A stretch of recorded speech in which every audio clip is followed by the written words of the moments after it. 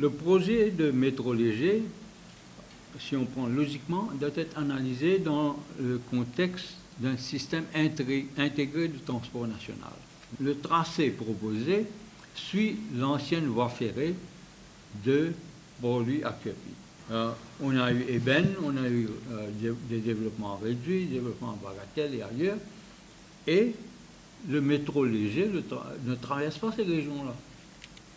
C'est comme si on a pris la solution facile, on dit voilà, il y a l'ancienne voie ferrée, on va mettre le métro léger sur cette voie ferrée, c'est simple. On a eu aussi, vous êtes au courant, que le gouvernement a demandé aux municipalités de faire déplacer toutes les facilités qu'il y a presque dans les villes pour les citoyens, la foire, le marché, la gare d'autobus, etc., à Port-Louis, à Roseville, à Cartrobonne, à Vacois. Mais où est-ce qu'on va les mettre? Il n'y a absolument aucune planification. Ça ne peut pas se faire en quelques jours. Maintenant, il y a aussi l'impact sur l'environnement. À Roseville, on va complètement oblitérer les espaces verts qu'il y a chez le promenade d'Armand, à Cartrobonne aussi. Quel va être l'impact sur l'environnement? Pourquoi cette opacité? Surtout que c'est notre argent qu'on utilise pour mettre sur pied tout ça. Et dans ce rapport, qu'est-ce que le monsieur dit dans ce rapport?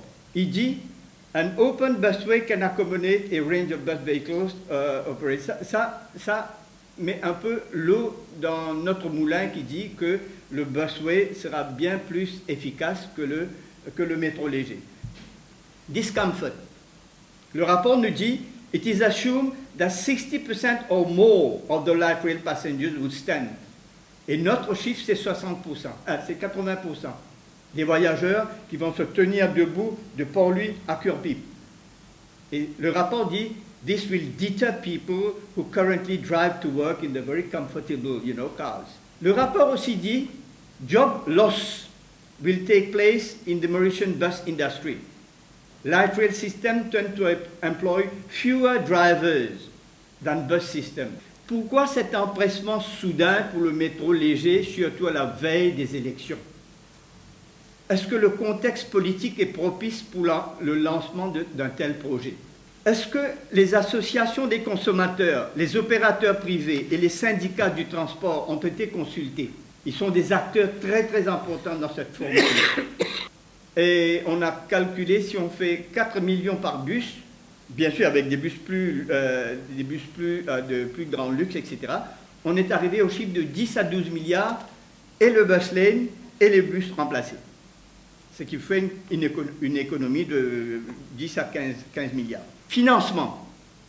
Qui financera ce méga projet de 25 milliards, qui pourrait se terminer à 35 ou 40 milliards après?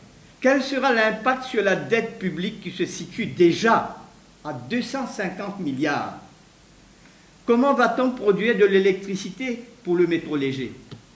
Déjà, on parle de blackout en 2015, sans métro léger. Vous savez que c'est un gros projet. Il faut trouver de l'énergie, il faut donner de l'énergie à ce métro léger. Est-ce que ça va être gratuit pour les personnes du troisième âge, comme c'est le cas pour le bus en ce moment? Est-ce que ça va être gratuit pour les étudiants?